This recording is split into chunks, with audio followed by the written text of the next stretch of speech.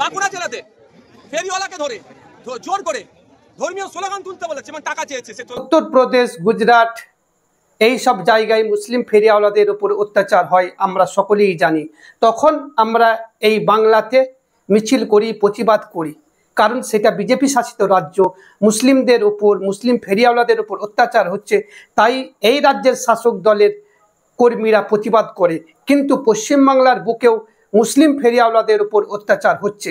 গত কয়েকদিন আগে বাঁকুড়ার পুনিশলের বাসিন্দা সাইমুরকে ছুরি দিয়ে কোপানো হয়, তাকে জোর করে জয় শ্রীরাম বলতে বাধ্য করা হয়, টাকা চাওয়া হয় বলে অভিযোগ উঠছে। সেই ফেরিওয়ালা, তিনি ফেরি করতে গিয়েছিলেন, বাঁকুড়ায় দিনে দুপুরে ফেরিওয়ালার ওপর আক্রমণ। তিনি ফেরি করতে গিয়েছিলেন, তাকে আটকিয়ে কিছু দুষ্কৃতী বলে বল জয় শ্রীরাম, টাকা চাওয়া হয়েছে। উন্দা থানার পুনিশলে বাড়ি এই সাইমুরের। এই নিয়ে আইএসএফের একমাত্র বিধায়ক নওশাদ সিদ্দিকী গর্জে উঠলেন। চলুন নওশাদ সিদ্দিকী ঠিক কি বললেন শোনাব আপনাদের। তার আগে একটাই অনুরোধ, ফেসবুকে দেখলে ফলো করুন, ইউটিউবে দেখলে সাবস্ক্রাইব করে পাশে থাকুন।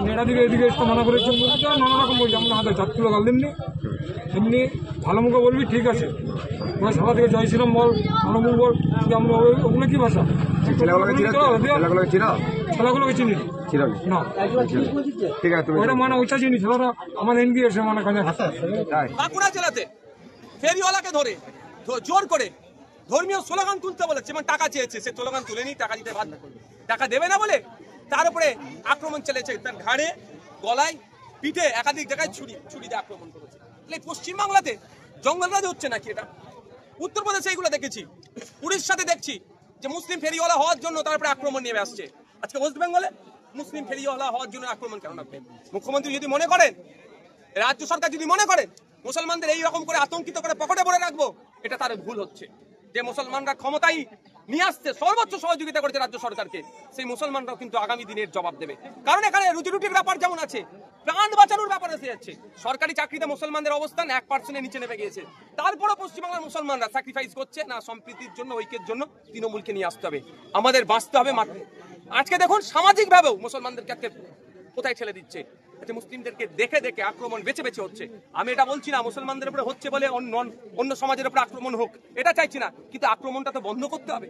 বন্ধ করার দায়িত্ব কার? রাজ্য প্রশাসনের। রাজ্য প্রশাসন সম্পূর্ণরূপে ব্যর্থ হচ্ছে। আমার তো মনে হয় বকলমে আরো উস্কানি দিচ্ছে।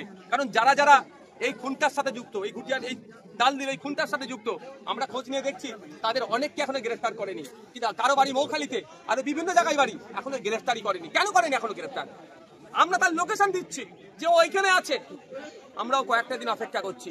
যদি মনে করে প্রশাসন এইরকম ভাবে ঘোরাবো, এইরকম ভাবে করবো, এই চলছে চলুক।